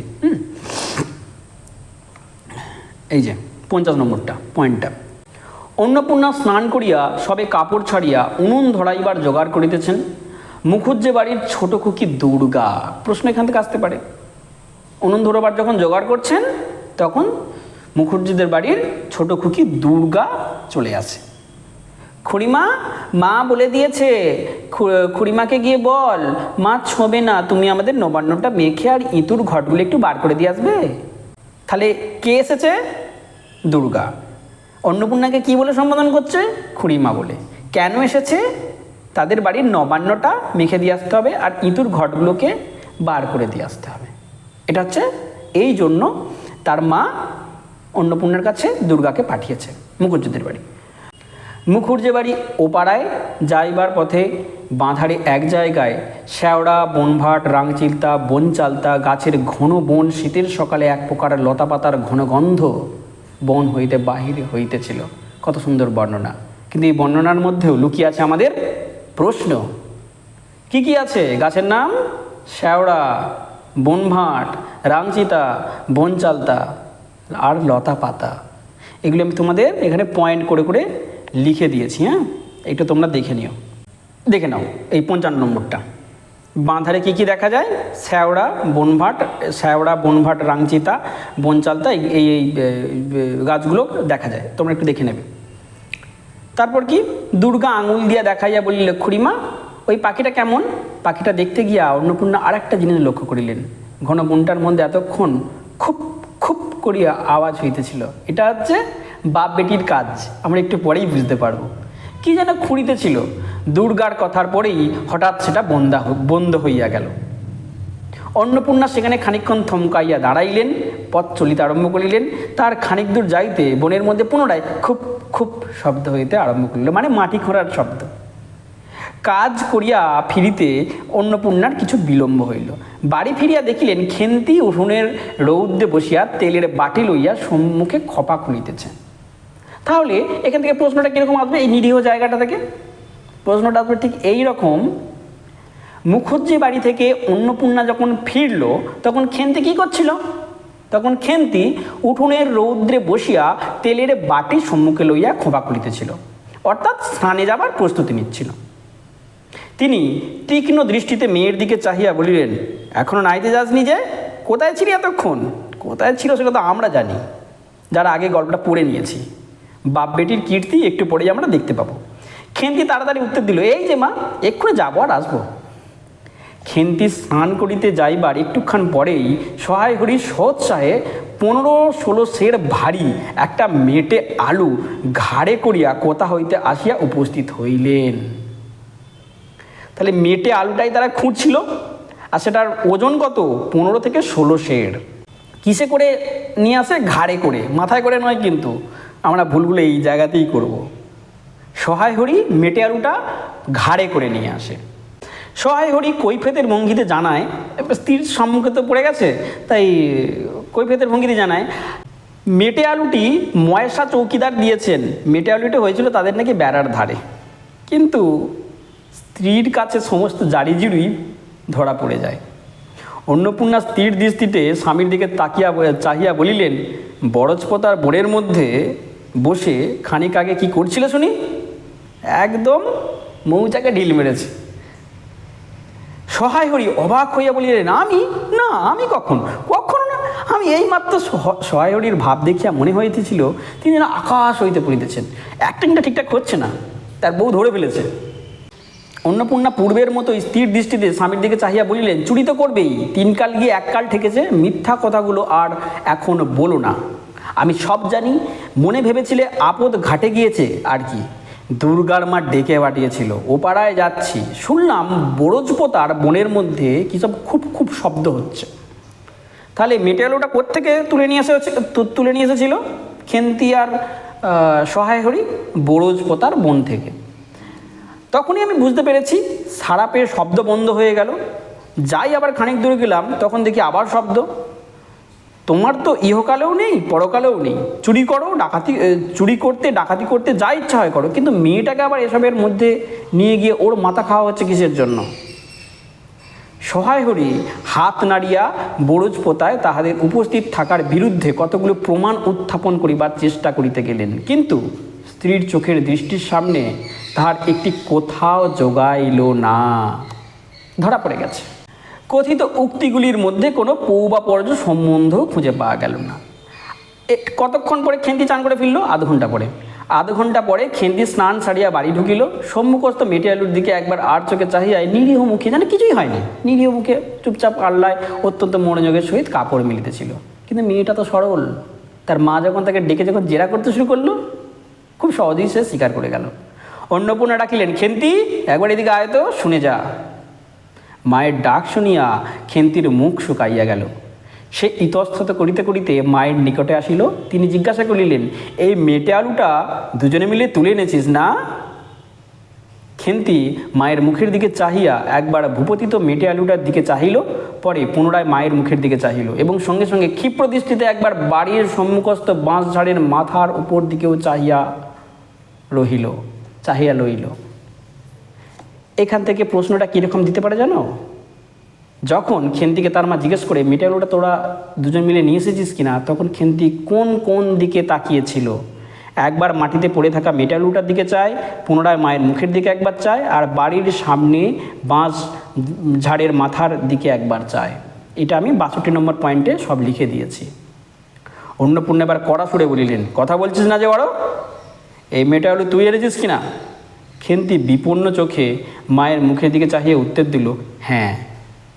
অন্নপূর্ণা তেলে বেগুনে জ্বলিয়া উঠিল। তাহলে অন্নপূর্ণা এই গল্পে 2 বার তেলে বেগুনে জ্বলিয়া উঠিয়া বলিল, পাজি, আজ তোমার পিঠে আমি আস্ত কাঠের চেলা ভাঙবো। কি ভাঙবার কথা বলেছে? আস্ত কাঠের চেলা। বরজপতার বনে গিয়ে মেটে আলু চুরি করছো? সমর্থ মেয়ে, বিয়ের যুগ্গি পার হয়ে গেছে কোন কালে, সেই একলা বিজন বন, যার মধ্যে দিনে দুপুরে কি লুকিয়ে থাকে? বাঘ লুকিয়ে থাকে। মনে রাখতে হবে এটা আমাদের, বাঘ লুকিয়ে থাকে। তার মধ্যে থেকে পরের আলু তুমি তুলে নিয়ে এলে। যদি গোসাইরা চৌকিদার ডেকে তোমায় ধরিয়ে দেয়, কারা চৌকিদার ডেকে ধরিয়ে দেওয়ার কথা বলা হয়েছে? গোসাইরা চৌকিদার ডেকে ধরিয়ে দেওয়ার কথা বলা হয়েছে। তোমার কোন শ্বশুর এসে তোমায় বাঁচাতো? আমার জোটে খাবো, না জোটে খাবো না, তা বলে পরের জিনিসে হাত, এ মেয়ে নিয়ে আমি কী করবো বলে চেঁচামেচি করতে থাকে অন্নপূর্ণা। 2-3 দিন পরে একদিন বৈকালে ধুলো মাটি মাখা হাতে খেন্তি মাকে আসিয়া বলিল, মা মা দেখবে এসো, এবারেই সেই আমাদের বিশেষ মুহূর্ত, পুঁই চারা রোপিত হবে। অন্নপূর্ণা গিয়া দেখিলেন ভাঙা পাঁচিলের ধারে, কোথায় জায়গাটা, কোথায়, ভাঙা পাঁচিলের ধার, ভাঙা পাঁচিলের ধারে একটা ছোট খোলা জমিতে কতগুলো পাথরকুচি আর কণ্টককারী জঙ্গল হয়েছিল। কি কি হয়েছিল? পাথরকুচি আর কণ্টককারী জঙ্গল হয়েছিল। খেন্তি ছোট বোনটিকে লইয়া সেখানে মহোৎসহে তরকারির আওলাদ করিবার জন্য আয়োজন করিতেছে এবং ভবিষ্য সম্ভাবী নানাবিধ কাল্পনিক ফলমূলের অগ্রদূত স্বরূপ বর্তমানে কেবল একটিমাত্র শীর্ণকায় পুঁইশাকের চারা কাপড়ের ফালির মধ্যে গ্রন্থিবদ্ধ হইয়া ফাঁসি হয়ে যাওয়া আসামির মতো ঊর্ধ্বমুখে এক খণ্ড শুষ্ক কঞ্চির গায়ে ঝুলিয়া রহিয়াছে। ভালো করে ভেবে দেখো, এখানে পুঁইশাক, এই পুঁই চারাটিকে কিসের সঙ্গে তুলনা করা হচ্ছে? ফাঁসি হয়ে যাওয়া আসামির সঙ্গে তুলনা করা হচ্ছে। আমি এখানে তোমাদের লিখে দিয়েছি, এটা কিন্তু খুব গুরুত্বপূর্ণ প্রশ্ন, হ্যাঁ, একটু দেখে রাখবে তোমরা। আর কোথায় হয়েছে, যেখানে পুঁই চারাটা পোঁতা হয়েছিল সেখানে আর কী কী গাছ ছিল? পাথরকুচি এবং কণ্টককারী, মানে কাঁটা জঙ্গল সেখানে ছিল, পাথরকুচি আর কাঁটা জঙ্গল ছিল, মনে রাখতে হবে এগুলো। ফলমূলাদির অবশিষ্ট আপাতত তার বড় মেয়ের মস্তিষ্কের মধ্যে থেকে অবস্থিত করিতেছে, দিনের বেলায় দিনের আলোয় এখনো বাহির হয় নাই। অন্নপূর্ণা হাসিয়া বলিলেন, দূর ভাগলি, এই পুঁইডাটার চারা পুঁতে কখনো, এখন পুঁইডাটার চারা পুঁতে কখনো, বর্ষাকালে পুঁততে হয়, এখন জল না পেয়ে মরে যাবে তো। খেন্তি বলল, কেন, আমি রোজ জল দেবো, জলের জন্য তো, জল তো আমি রোজ দেবো। অন্নপূর্ণা বলিলেন, দেখো হয়তো বেঁচে যেতে পারে, আজকাল রাতে খুব শিশির হয়, খুব শীত পড়িয়াছে। সকালে উঠিয়া সহায় হরি দেখিলেন তার ছোট দুটো মেয়ে দোলাই গায়ে, দোলাই মানে এক প্রকার পোশাক, গায়ে দোলাই বাঁধিয়া রোদ উঠিবার প্রত্যাশায় উঠানের কাঁঠাল তলায় দাঁড়াইয়া আছে। কোথায় দাঁড়িয়ে আছে? কাঁঠাল তলায় দাঁড়িয়ে আছে। একটা ভাঙা ঝুড়ি করিয়া খেন্তি শীতে কাঁপিতে কাঁপিতে মুখুজ্জে বাড়ি হইতে গোবর কুড়িয়া আনিল। কি কুড়িয়া আনিল? গোবর কুড়িয়া আনিল। কাদের বাড়ি থেকে কুড়িয়া আনিল? মুখুজ্জে বাড়ি থেকে। এগুলো কিন্তু আমাদের মনে রাখতে হবে। সহায়রি বলিলেন, হ্যাঁ মা খেন্তি, তার সকালে উঠে জামাটা গায়ে দিলে কি হয় তোর? দেখ দেখি, এই শীত। আচ্ছা দিচ্ছি বাবা। কই শীত, তেমন তো। হ্যাঁ দে মা, এক্ষুনি দে, অসুখ বিসুখ 5 রকম হতে পারে, বুঝলি নে। সহায়রি বাহির হইয়া গেলেন। ভাবিতে ভাবিতে গেলেন, তিনি অনেক দিন মেয়ের মুখের দিকে ভালো করে চাহেন নাই। খেন্তির মুখ এখন সুশ্রী হইয়া উঠিয়াছে। জামার ইতিহাস নিম্নলিখিত রূপ। এখান থেকে প্রশ্ন তো ঝুড়ি ঝুড়ি আসবে। বহু বৎসর অতীত হইল, হরিপুরের রাসের মেলা হইতে সহায় হরি কালো সার্জির এই জামাটি 2.5 টাকা মূল্যের দিয়ে ক্রয় করেছিল। ক টাকা দাম? 2.5 টাকা দাম। কি? কালো সার্জ দিয়ে তৈরি। ছিঁড়িয়ে যাইবার পর তাহাতে কতবার রিভিউ করা হইয়াছিল তার কোনো ইয়াত্তা নাই। গত বৎসর হইতে খেন্তির স্বাস্থ্যোন্নতি হবার দরুন জামাটি আর তার গায়ে হয় না। এখান থেকে মন্তব্য যুক্তি প্রশ্ন হতে পারে, কেন তার গায়ে জামাটা হয় না? খেন্তির স্বাস্থ্যোন্নত হয়েছিল। বুঝতে পেরেছ? সংসারে এসব খোঁজ সহায়হরি রাখিতেন না। জামার বর্তমান অবস্থা অন্নপূর্ণার জানা ছিল না। কারণ কি? কেন জানা ছিল না? খেন্তির নিজস্ব ভাঙা টিনের তোরঙ্গের মধ্যে ওই জামাটা সবসময় থাকতো। জামাটা কোথায় থাকতো? খেন্তির নিজস্ব ভাঙা টিনের তোরঙ্গ। খেন্তির কি ছিল? নিজস্ব ভাঙা টিনের তোরঙ্গ। প্রশ্নগুলো এইভাবে কিন্তু ঘুরিয়ে ফিরিয়ে দিতে পারে তোমাদের। একটু কেয়ারফুলি এগুলো দেখে রাখবে। এমন কিছু হাতি ঘোড়া মতন শক্তপোক্ত কাজ নয়, একটু ইচ্ছা থাকলেই এইগুলো তোমাদের মনে থাকবে। এবার আমরা চলে এলাম পৌষ সংক্রান্তিতে। পৌষ সংক্রান্তিতে এতক্ষণ ধরে আমরা যা যা পড়লাম সবটাই আমি তোমাদের স্টাডি মেটেরিয়ালে দিয়ে রেখেছি, ঠিক আছে? এবার আমরা চলে এলাম পৌষ সংক্রান্তিতে। 77 নম্বর পয়েন্ট। পৌষ সংক্রান্তি সন্ধ্যাবেলা অন্নপূর্ণা একটি কাঁশিতে চালের গুঁড়ো, ময়দা ও গুড় দিয়া চটকাইতেছিলেন। একটা ছোট বাটিতে 1 বাটি তেল, খেন্তি কুড়ুনির নিচে একটা কলার পাত পাড়িয়া 1 থালা নারকেল ঝুড়িতেছে। খেন্তি কী করছে? একটা নারকেল ঝুড়ছে। অন্নপূর্ণা কী করছে? চালের গুঁড়ো ময়দা ও গুড় দিয়ে চটকাচ্ছে, এক বাটি তেল আছে।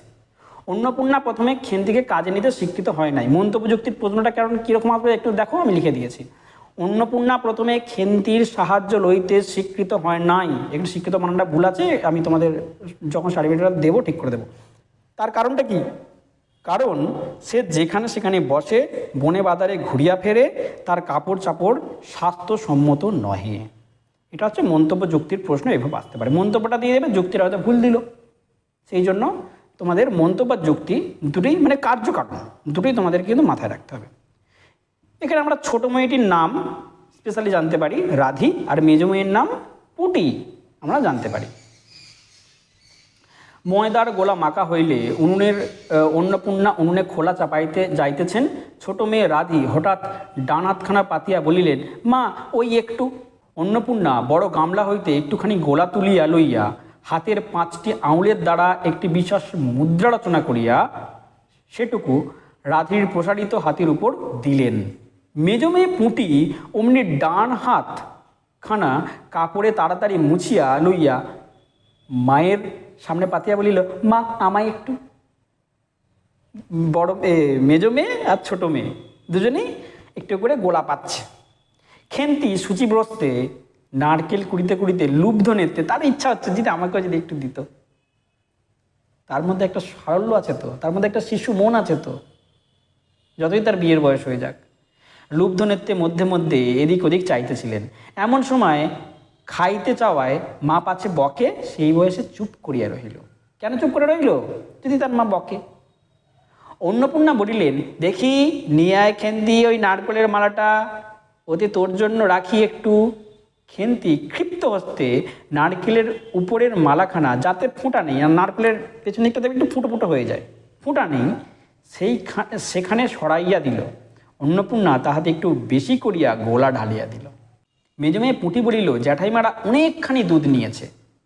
রাঙা দিদি ক্ষীর তৈরি করতেছিল, ওদের অনেক রকম হবে। কারা দুধ নিয়েছে? জ্যাঠাইমারা অনেকখানি দুধ নিয়েছে। কারা ক্ষীর তৈরি করছিল? রাঙা দিদিরা ক্ষীর তৈরি করছিল। এবারে তো খেন্তি জবাব দেবে। খেন্তি মুখ তুলিয়া বলিল, এবেলা আবার হবে নাকি? ওরা তো ওবেলা ব্রাহ্মণ নেমন্তন্ন করেছিল, সুরেশ কাকাকে আর ওপাড়ার কাকাকে। কারা ওবেলা ব্রাহ্মণ নেমন্তন্ন করেছিল? জ্যাঠাইমারা, রাঙা দিদিরা। ব্রাহ্মণ নিমন্ত্রণতে কাকে কাকে ডেকেছিল? সুরেশ কাকাকে আর ওপাড়ার তিনুর বাবাকে মনে রাখতে হবে। তাহলে তিনুর বাবাকে, ওপাড়ার তিনুর বাবাকে, তিনুর এখানে একটু আমি ভুল লিখে ফেলেছি, তিনু কাকাকে লিখে ফেলেছি। হ্যাঁ, এটা তোমাদের মূল স্টাডি মেটেরিয়াল আমি ঠিক করে দেবো। তাহলে তিনুর বাবাকে, ওপাড়ার তিনুর বাবাকে আর সুরেশ কাকাকে ডেকেছিল। ওবেলা কি হয়েছে? পায়েস হয়েছে, ঝোলা, পুলি, মুক্তক্তি এইসবও নাকি হয়েছে। এগুলো এই সমস্ত খোঁজখবর খেন্তির কাছে আছে। পরের পাতা, পৌষ পার্বণের দৃশ্য আমরা এখন পড়ছি। পুটি জিজ্ঞাসা করিল, হ্যাঁ মা, ক্ষীর নইলে নাকি পাটিসাপটা হয় না? পুটি জিজ্ঞাসা করছে। কে বলছিল? কারণ খেদি বলছিল ক্ষীরের পুর না হলে কি আর পাটিসাপটা হয়? আমি বললাম, কেন, আমার মতো নারকেলের ছাই দিয়ে তৈরি করে, সে তো বেশ ভালো লাগে। এই জায়গাটা থেকে আমাদের পথের পাঁচালীর একটা দৃশ্যের কথা মনে পড়ে যায়। অপু মোহনভোগ খাবে, তার বাড়িতে যেরকম মোহনভোগ হয়, সেই মোহনভোগের সঙ্গে তার বাইরের প্রতিবেশীর বাড়িতে খাওয়া মোহনভোগের যেন আকাশ পাতাল তফাৎ। সে বুঝতে পারে তারা গরিব। অপুর উপলব্ধি হয়, ছোট্ট অপুর উপলব্ধি হয়। এই জায়গাতেও আমরা দেখতে পাই পাটিসাপটার মধ্যে কত রকম ফের। পাটিসাপটার পিঠের মধ্যেও ধনী এবং দরিদ্রের কতটা প্রভেদ আমরা লক্ষ্য করি। তবুও এরা সুখী, এরা নারকেলের ছাই দিয়ে পাটিসাপটা খেয়েও এরা খুশি, এরা আনন্দিত। এই আনন্দটাই তো আমাদের দরকার। অন্নপূর্ণা বেগুনের বোঁটায় একটুখানি তেল লইয়া খোলায় মাখাইতে মাখাইতে প্রশ্নের সদুত্তর খুঁজিতে লাগিলেন। খেন্তি বলিল, খেদির ওসব কথা। খেদির তো মা ভারী পিঠে করে কি না? ক্ষীরের পুর দিয়ে ভাজলেই আর ঘিয়ে ভাজলেই কি পিঠে হলো? সেদিন জামাই এলে ওদের বাড়িতে গেলুম। কখন গিয়েছিল? জামাই যখন এসেছিল। কটা পিঠে খেতে দিয়েছিল? 2খানা খুঁড়িমা নাকি পিঠে খেতে দিয়েছিল, 2টো পিঠে খেতে দিয়েছিল। জামাই আসার সময় গিয়েছিল। কেমন নাকি ধরা ধরা গন্ধ। তার মাকে যেন একটু সাপোর্ট করতে চাইছে এখানে খেন্তি। তার মা মতো এটা বুঝতে পারছে তার মায়ের এটা কষ্ট হচ্ছে, কি উত্তর দেবে খুঁজে পাচ্ছে না তার মা। আর পিঠেতে কখনো কোনো গন্ধ পাওয়া যায়? পাটিসাপটা ক্ষীর দিলে ছাই খেতে হয়, তাদের কাছে তো নেই। তাদের নারকেলেতেই সন্তুষ্ট থাকতে হবে। ক্ষীরের যে অনেক দাম, তারা তো গরিব। বেপরোয়াভাবে উপরোক্ত উক্তি শেষ করিয়া খেন্তি মায়ের চোখের দিকে চাহিয়া জিজ্ঞাসা করিল, মা, নারকেলের কড়া একটু নেব? অন্নপূর্ণা বলিলেন, নে, কিন্তু এখানে বসে খাস নে, মুখ থেকে পড়বে কি না, ওদিকে যা। খেন্তি নারকেলের মালায় এক থাবা তুলিয়া লইয়া একটু দূরে গিয়া খাইতে লাগিল। মুখ যদি মনের দর্পণ স্বরূপ হয়, তবে খেন্তির মুখ দেখিয়া সন্দেহের কোনো কারণ থাকিতে পারি না, সে অত্যন্ত মানসিক তৃপ্তি অনুভব করিতেছে।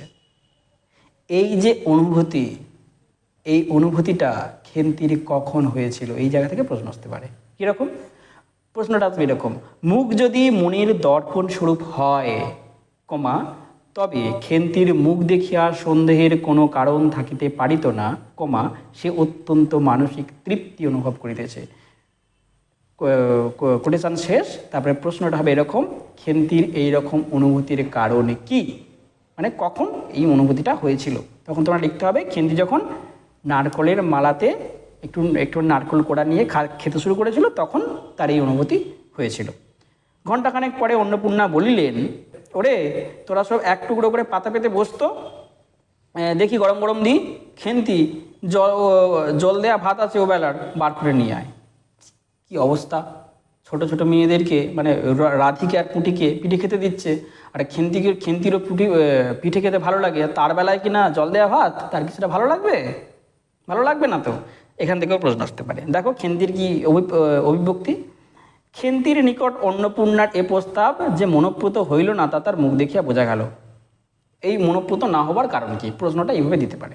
আমি তোমাদের এখানে লিখে রেখেছি, তোমরা একটু দেখে নিও। এই যে এখানে তোমাদের আছে, তোমরা একটু দেখে নিও। এই যে 97 নম্বর। তখন দিদিকে তো ওরা ভালোবাসে।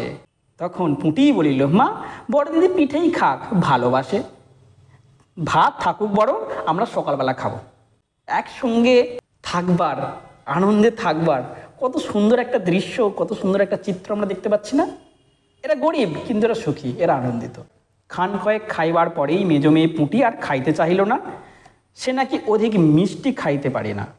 সকালে খাওয়া শেষ হইয়া গেলেও খেন্তি তখনও খাইতেছে। মুখ বুঝিয়া শান্তভাবে খায়, বড় কথা একটা কহে না। অন্নপূর্ণা দেখিলেন সে কম করিয়া 18-19 খানা খাইছে। কটা পিঠে খেয়েছে? 18-19 খানা। 18-19 খানার পরেও আরও কিন্তু খান কতেক সে পিঠে নিয়েছিল। জিজ্ঞাসা করিলেন, খেন্তি আর নিবি? খেন্তি খাইতে খাইতে শান্তভাবে সম্মতিসূচক ঘাড় নাড়িল। অন্নপূর্ণা তাহাকে আরও খান কয়েক দিলেন। খেন্তি চোখ মুখ ঈষৎ উজ্জ্বল দেখাইল। হাসি ভরা চোখে মার দিকে চাহিয়া বলিল, বেশ খেতে হয়েছে মা। ওই যে তুমি কেমন ফেনিয়ে দাও, ওতেই কিন্তু। সে পুনরায় খাইতে লাগিল। কত সরল, কত সহজ কথা, সেই কথার মধ্যেও কত আবেগ লুকিয়ে আছে। অন্নপূর্ণা হাতা, খুন্তি, চুলি তুলিতে তুলিতে, কি তুলিতে তুলিতে একটু খেয়াল করে রেখো। এখানে এত খুঁটিয়ে খুঁটিয়ে হয়তো নাও দিতে পারে, তবু দেখে রেখো কি কি তুলিতে তুলিতে। হাতা, খুন্তি, চুলি তুলিতে তুলিতে সস্নেহে তাহার এই শান্ত, নিরীহ, একটু অধিক মাত্রায় ভোজনপটু মেয়ের দিকে চাহিয়া রহিলেন। মনে মনে ভাবিলেন, খেন্তি আমার যার ঘরে যাবে তাদের অনেক সুখ দেবে। এমন ভালো মানুষ কাজকর্মে বকো, মারো, গাল দাও, টু শব্দটি করে না। উঁচু মুখে কেউ কখনো কথা শোনেনি। মন্তব্য যুক্তির প্রশ্ন এখান থেকে কীরকম হতে পারে? অন্নপূর্ণা মনে মনে ভাবিলেন, খেন্তি আমার যার ঘরে যাবে তাদের অনেক সুখ দেবে। তার কারণটা কি? কারণ এমন ভালো মানুষ কাজকর্মে বকো, মারো, গাল দাও, টু শব্দটি মুখে নেই। উঁচু কথা কেউ কখনো শোনেনি। মন্তব্য যুক্তি, এই পরম্পরাটা কিন্তু আমাদের একটু খেয়াল রাখাটা দরকার। এবারে আমরা চলে আসছি গল্পের সম্পূর্ণ একটা নতুন পর্যায়ে। খেন্তির এবার বিয়ে হবে, পরের বাড়ি যাবে। বৈশাখ মাসের প্রথমে, কখন বিয়ে হয়? বৈশাখ মাসের প্রথমে। কে সম্বন্ধ আনে? সহায় হরির এক দুঃসম্পর্কের আত্মীয়ের ঘটকালি। ঘটকালিতে খেন্তির বিয়ে হইয়া গেল। সেই বর দ্বিতীয় পক্ষে বিবাহ করিলেও পাত্রটির বয়স 40-এর খুব বেশি কোনো মতেই হইবে না। বয়স 40-এরও বেশি। তবুও প্রথমে এখানে অন্নপূর্ণা আদৌ ইচ্ছুক ছিলেন না। অন্নপূর্ণা, তাহলে এটা আমাদের মনে রাখতে হবে, অন্নপূর্ণার কিন্তু প্রথমে এই বিয়েতে মত ছিল না। পাত্রটি এবারে গুণাগুণ সম্বন্ধে এখানে আমি কিছু লিখে রেখেছি, কিছু কথা আমি লিখে রেখেছি, এটা তোমাদের একটু মনে রাখাটা দরকার। পাত্র সঙ্গতি সম্পন্ন, শহর অঞ্চলে বাড়ি, সিলেট, চুন ও ইটের ব্যবসায়ে 2 পয়সা নাকি করেছে। এটাই হচ্ছে পাত্রের একটা ডেজিগনেশন। এইরকম পাত্র হঠাৎ মিলাও একটা বড় দুর্ঘটনা কি না? এখানে লেখকের ব্যঙ্গ প্রকাশিত হয়েছে। জামাইয়ের বয়স একটু বেশি। প্রথমে অন্নপূর্ণা জামাইয়ের সম্মুখে বাহির হইতে একটু সংকোচ বোধ করিতেছিলেন। মন্তব্য যুক্তির প্রশ্ন হতে পারে। মন্তব্যটা এরকম, প্রথমে অন্নপূর্ণা জামাইয়ের সম্মুখে বাহির হইতে একটু সংকোচ বোধ করিতেছিলেন। যুক্তিটা কি? কারণ জামাইয়ের বয়স একটু বেশি। পরে কেন বেরোয় অন্নপূর্ণা? পরে পাছে খেন্তির মনে কষ্ট হয়, এই জন্য বরণের সময় তিনি খেন্তির সুপুষ্ট হস্তখানি ধরিয়া জামাইয়ের হাতে তুলিয়া দিলেন। কে সুপুষ্ট হস্তখানি ধরে জামাইয়ের হাতে তুলে দেয়? তার মা নিজে। চোখের জলে তার গলা বন্ধ হইয়া আসিল, কিন্তু কিছু বলিতে পারিলেন না। এবারে আমরা দেখব যে তার চলে যাবার দৃশ্য। এরপরে আমরা খেন্তিকে আমরা এই গল্পে খুঁজে পাবো না। বাড়ির বাহির হইয়া আমলকি তোলায় বেহারারা সুবিধা করিয়া লইবার জন্য বরের পালকি একবার নামাইল। কোথায় নামালো? আমলকি তোলায়। অন্নপূর্ণা চাহিয়া দেখিলেন বেড়ার ধারের নীল রঙের মেদি ফুলের গুচ্ছগুলি যেখানে নত হইয়া আছে, খেন্তির কম দামের বালুচরের রাঙা চেলির আঁচলখানা পালকির বাহির হইয়া সেখানে লুটাইতেছে। কোথায় লুটাচ্ছে? মেদি ফুলের গুচ্ছগুলি যেখানে নত হইয়া আছে। সে কি পড়েছে? বালুচরের রাঙা চেলি। সেটা কি? সস্তা। কোথায় বিশ্রাম নিচ্ছে? আমলকি তোলা। এগুলো কোথায় বেয়ারাটা থেমেছে? আমলকি তোলা। এগুলো সব মনে রাখতে হবে, এগুলো থেকে প্রশ্ন আসতে পারে। তার এই অত্যন্ত অগোছালো, নিতান্ত নিরীহ, একটু অধিক মাত্রায় ভোজনপটু মেয়েটিকে পরের ঘরে অপরিচিত মহলে পাঠাইতে তার মন উদ্বেল হইয়া উঠেছে। উদ্বেল মানে ব্যাকুল, আমি এখানে তোমাদের লিখে রেখেছি। কীরকম? যখন তাকে পাঠানো হচ্ছে, খেন্তিকে যখন শ্বশুরবাড়ি পাঠানো হচ্ছে, তখন তার সম্বন্ধে কী কী বিশেষণ ব্যবহার করা হয়েছে ভালো করে খেয়াল করে দেখো। এই জায়গাটা আমি দাগ দিয়েছি। অত্যন্ত অগোছালো, নিতান্ত নিরীহ, একটু অধিক মাত্রায় ভোজনপটু। তোমাদের মনে হতে পারে এত তথ্য কী করে মনে রাখবো? মনে রাখবার জন্যই তো স্টাডি মেটেরিয়ালটা তোমরা যদি একবার গেঁথে নাও মাথাতে, তোমাদের কিন্তু চট করে প্রশ্নের অ্যান্সার কিন্তু ভুল হবার কথা নয়। একটু ভালো করে ভেবে দেখো, তোমাদের গল্পটা নোপাতার, তোমাদের স্টাডি মেটেরিয়ালটা নোপাতার। আপনারা বুঝতে পারছো তো? যেই জায়গাগুলো থেকে প্রশ্ন হতে পারে, প্রশ্ন হবার সম্ভাবনা আছে, সব জায়গা থেকে আমি নোটস করে রেখেছি। যাইবার সময় খেন্তি চোখের জলে ভাসিতে সান্ত্বনার সুরে বলিল, মা, আষাঢ় মাসেই আমাকে এনো। আষাঢ় মাস কেন আসতে চাইছে? আষাঢ় মাস তো বর্ষাকালে তার পুঁই গাছটা বেড়ে উঠবে, সে দেখবে। সে তো পুঁই শাক খেতে ভালোবাসে, সে নিজের হাতে বসিয়ে গেছে পুঁই শাক। ওপারা ঠান্দিদি বললে, তোর বাবা কেন আনতে যাবে রে? আগে নাতি হোক, তারপর যাবে তো। এটা শুনে এবার সে লজ্জা পেয়ে গেছে। খেন্তির মুখ লজ্জায় রাঙা হইয়া উঠিল। এই লজ্জার কারণ কি? প্রশ্ন আসতে পারে।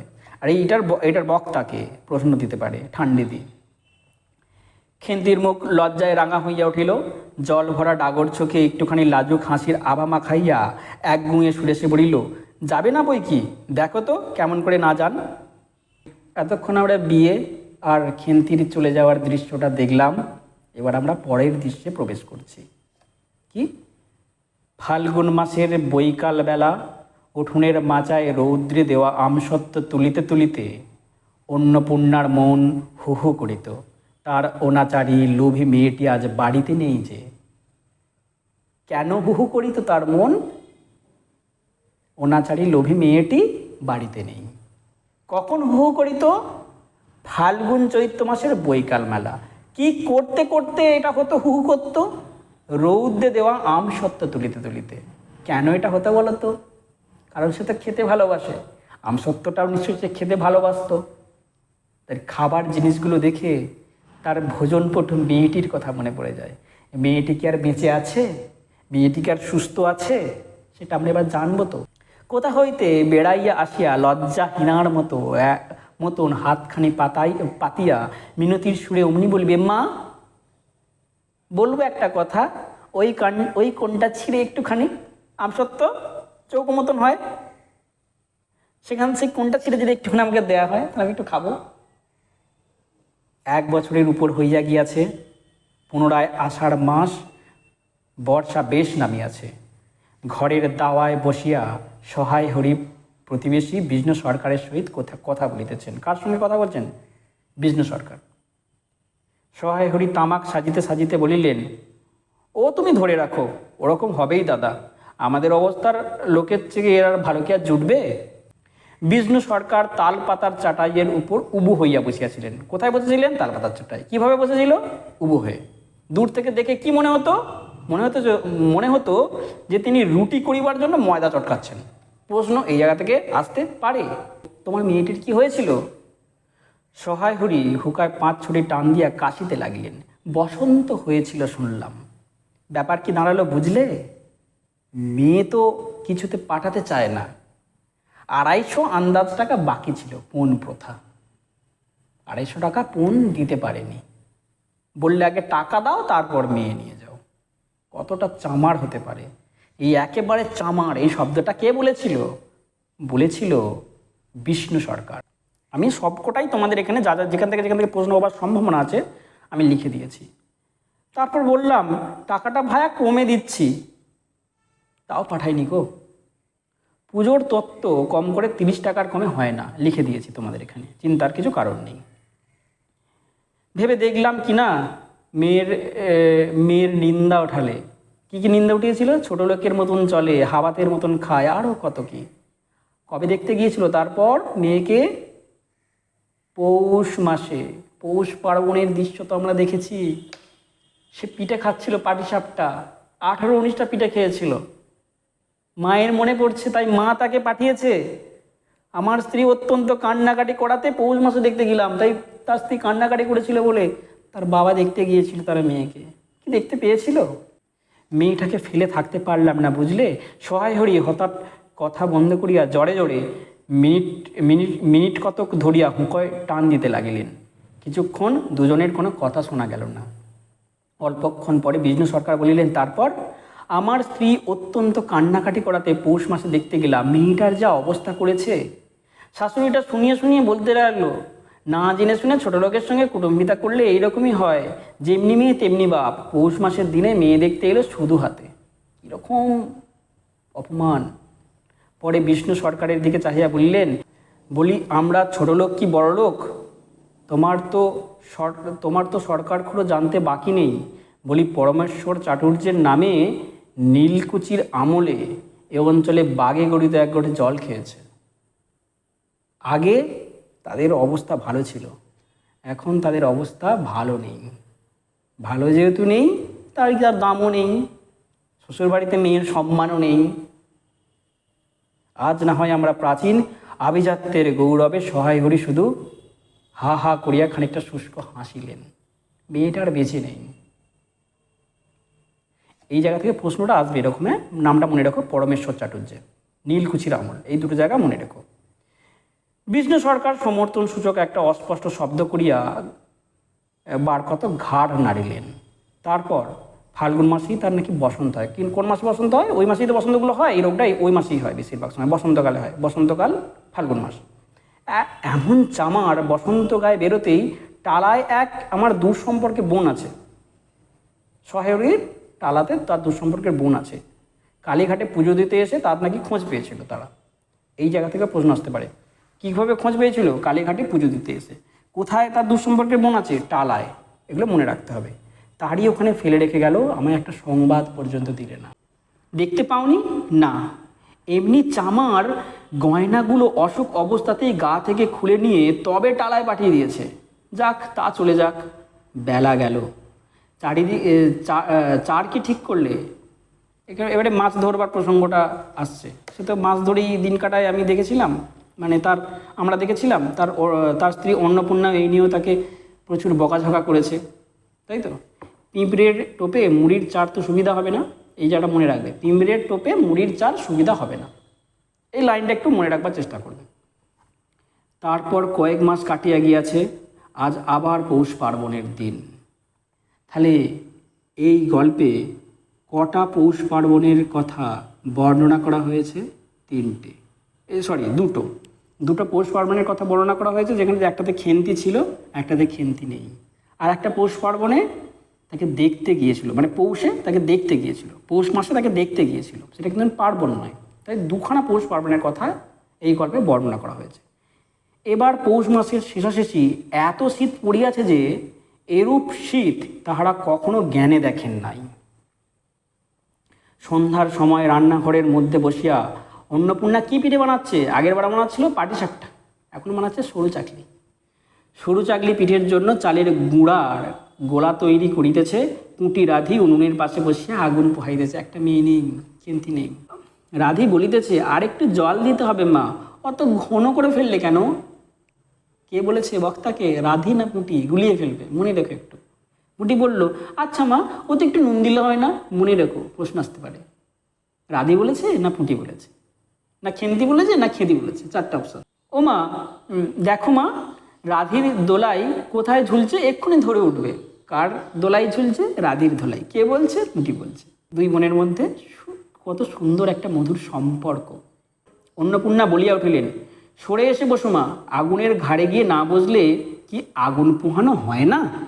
এই দিকে আয়, গোলা তৈরি হয়ে গেল। সেই গোলা তৈরির প্রসঙ্গ আমরা তখনও দেখেছিলাম।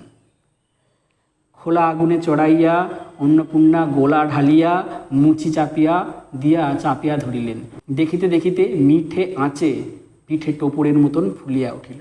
আমি এতক্ষণ ধরে যা যা পড়াচ্ছি তোমাদের সমস্তটাই এই স্টাডি মেটেরিয়ালে দেওয়া আছে, একটু তোমরা চেক করে নিও। পুঁটি বলল, মা দাও প্রথম পিঠেখানা সাঁড়া ষষ্ঠীকে ফেলে দিয়ে আসি। এটা একটা রিচুয়ালস বলতে পারো, যে প্রথম যে পিঠেটা তৈরি হবে সেটা দেখবে কোনো একটা জায়গায় উৎসর্গ করতে হয়, তাই সাঁড়া ষষ্ঠীকে দিয়ে দেওয়ার কথা বলছে কে? পুঁটি। প্রথম পিঠেখানা। অন্নপূর্ণা বলিলেন, একা যাসনি, রাধিকে নিয়ে যা। খুব জ্যোৎস্না উঠেছিল।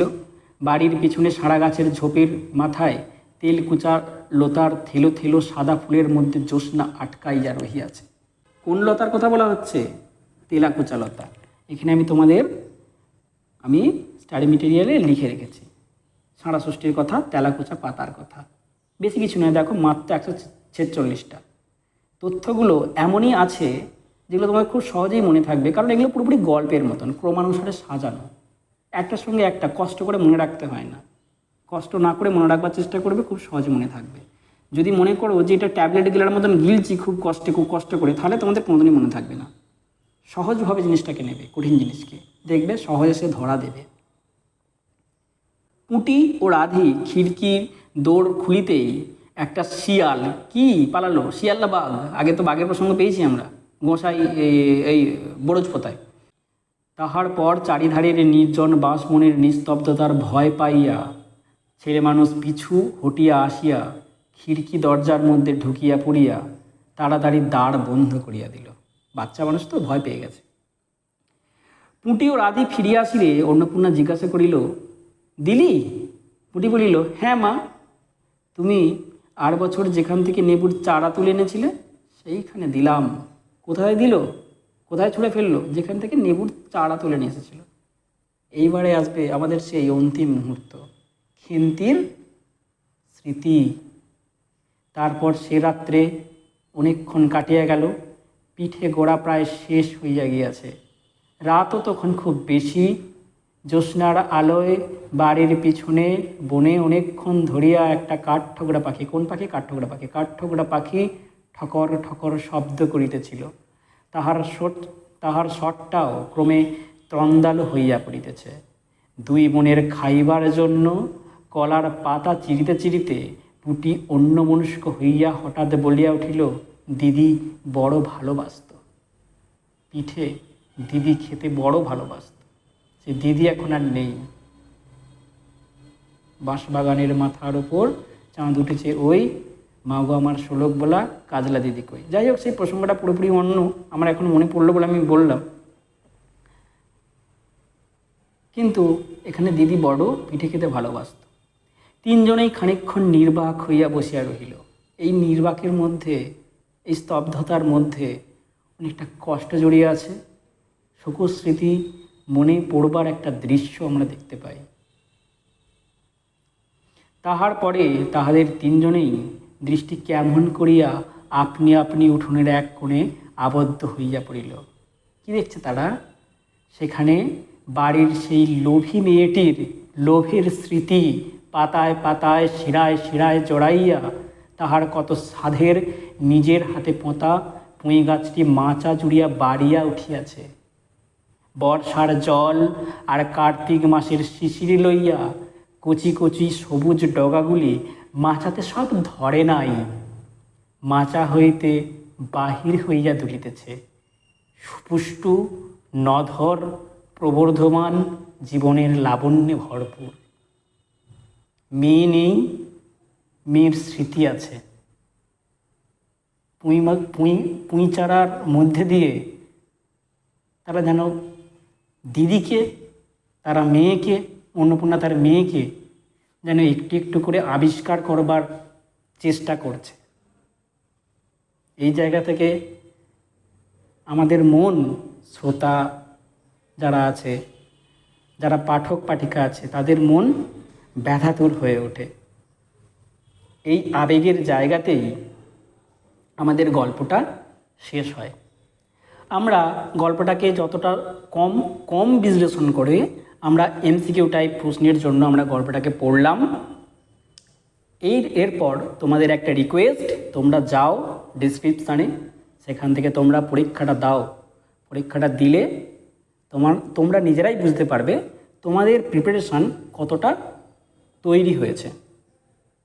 সেই সঙ্গে তোমরা এই 146টা যে আমি পয়েন্ট করে দিয়েছি, এই স্টাডি মেটেরিয়ালটা তোমরা ফ্রিতে কালেক্ট করে নাও। একটু ডেসক্রিপশনটা চেক করে নাও, সেখানেই সমস্ত কিছু ইনস্ট্রাকশন দেওয়া আছে। আমি আর এখানে বিস্তারিত কিছু বলছি না। তাই চ্যানেলটা পারলে একটু সাবস্ক্রাইব করে রেখো। এরপর আরও তোমাদের ভিডিও আসছে। সবকটাই গল্পগুলোকে এমসিকিউ প্যাটার্ন আলোচনা করব, কবিতাগুলোকে একটু বিশ্লেষণাত্মকভাবে আলোচনা করব, সমস্ত কিছুই আসবে। তাই চ্যানেলটা সাবস্ক্রাইব করে একটু পাশে থাকো। আবার এর পরের ভিডিওতে দেখা হচ্ছে। খুব খুব খুব ভালো থেকো, পড়াশোনার মধ্যে থেকো। আবার দেখা হচ্ছে। ধন্যবাদ, আসছি।